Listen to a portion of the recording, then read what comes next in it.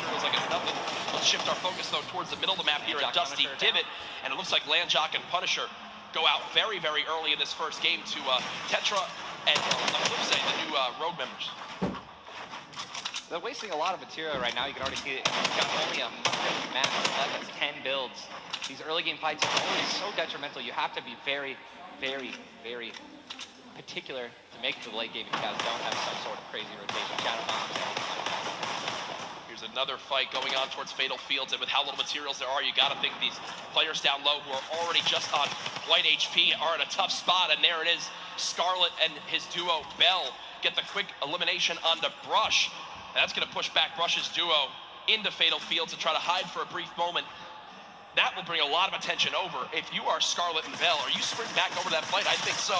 Now across the map, though, an engagement going out between KBB, Yuang, and their duo up against Vinny and Zexro, and there's the knock right there, Ninja. Drum shotgun's very powerful. It's definitely underrated.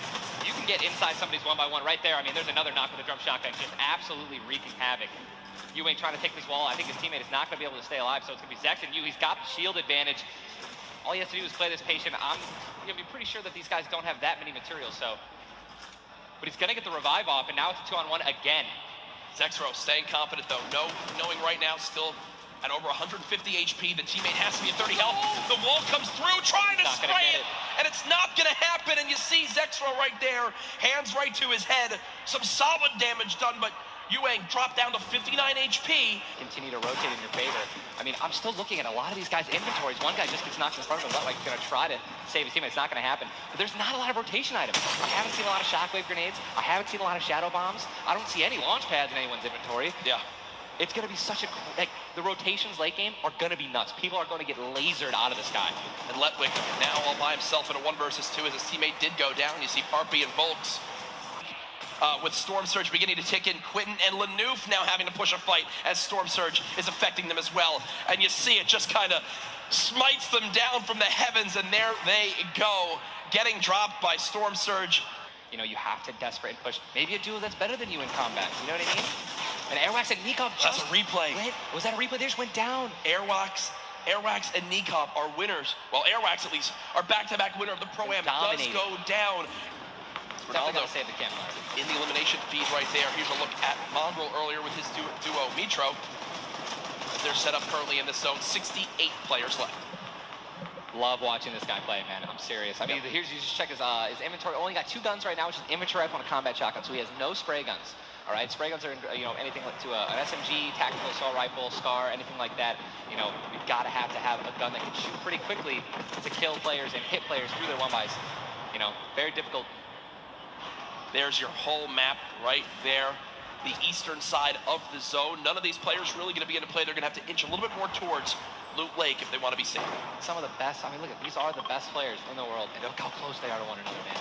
I'm so excited when they actually have to force. It's going to be so hard to spray through their walls and actually deal damage to them. So you need things like grenades, like stinks, right? Little fart bombs is what I like to call them, to force people out of their 1-by-1s and try to shoot them as they're rotating away and trying to build new 1-by-1s to dodge the stinks. You see the stinks right now going down on Mongrel, and Mongrel gets immediately ripped in 2 as it seemed like the lobby began to focus him right there. His duo still alive with good rotation, luckily. Hopefully. Definitely has a bunch to, you know, to be able to play with. The next, they really only have about 150 shots to work with. The zone still pushing. 61 players left. Reminder, folks, this is game number 1 of 6 today in the duos competition. Dubs does go down as a player got that back wall. He wasn't quite ready for it. Mega frantically backing on up, trying to create some space. Will he be able to go? He's going to go for that surge. He's got the Storm Surge on. He's trying to be aggressive. Oh, he's still below, right? He's going to need to be aggressive. He won't even have time to revive his teammate. His teammate got finished, actually, so he's got all the shields in the world. He can get back up to full health. Storm Surge is still ripping him apart. That slurp is barely keeping him alive. Hitting him for 25 damage every time it winds up ticking. There it is again, dropping on in. Mega's hand is forced. Some big damage right there, still below. As players are continuing to drop all around, but Mega doing a solid job of keeping himself alive right now through the Storm Surge. Fantastic composure, again, one of the young players on this stage, looking to try to secure the title of Fortnite World Champion. No more dubs.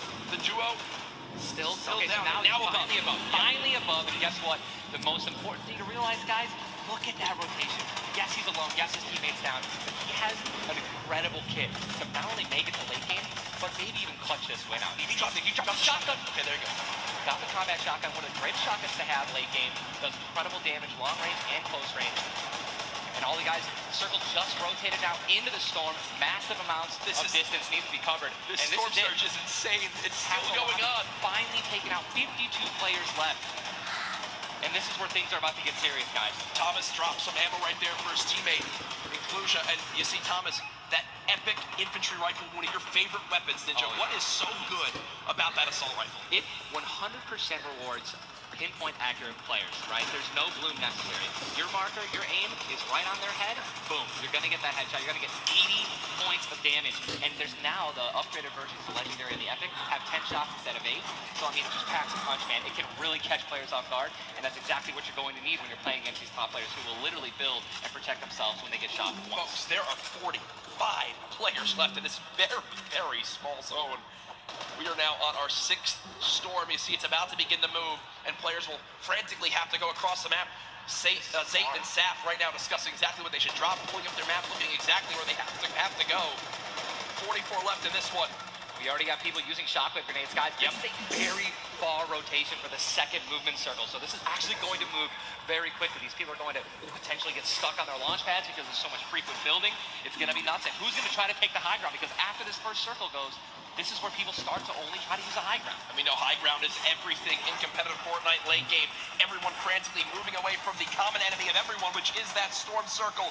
Macwood taking zone damage. Daedra as well. King slowly bouncing on through with the shadow bomb. And does land.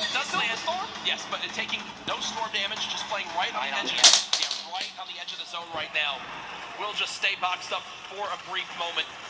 As now there's 36 players remaining, stomping the elimination feed. Arkram now goes down as well. You can see the elimination feed on the top left to keep track of your favorite players. There's so much is going on. This is what tunneling is. When you hear players mention tunneling, this is it right here. You move with the zone, you tunnel your way in, get yourself covered, but not a lot of materials left. Only 22 builds, and this zone is stacked. But look who's on the high ground. It's Mr. Savage and Benji Fishing. That would be your 2 picks, so good for you. All right, I have to owe you a bet there, man. That's that, all right. Mongo, unfortunately, do we still have Mitro's still alive? I mean, listen, people are dying left and right, being eliminated. More Savage just used another shotgun grenade. He already had high ground, though. The question is, are people going to try to take it? You know that if you really want the chance to win this, you're going to have to try to take the high ground off him or have a rocket launcher to just take him out of it. He's just so weakened. Mr. Savage just looks up and beams the player out of the air. It's all Benji Fishy and Mr. Savage in the elimination feed right now. 24 players left in this one. But 20 duos. There's almost no duos remaining, Ninja. Right, it's all solos, and this is kind of what's going to happen, man. Mr. Savage goes down. It's up to Benji, and listen, Benji's been in this position before. We know he can handle it. Mitro's still in the game as well. I just saw him. He looks incredibly healthy, but now taking some storm damage. Benji's just going to try it. Listen, look at the materials. Not a lot left. They're only using their shadows. I think he has 1 build left. Yep. That's it. That's all he has. Well, he's got 10 total builds. 10 total builds. He's just trying to outlast as many players as possible. Remember these placement points. We made it into our top 10 duos. Now into our top 8. Zayt and Saf now.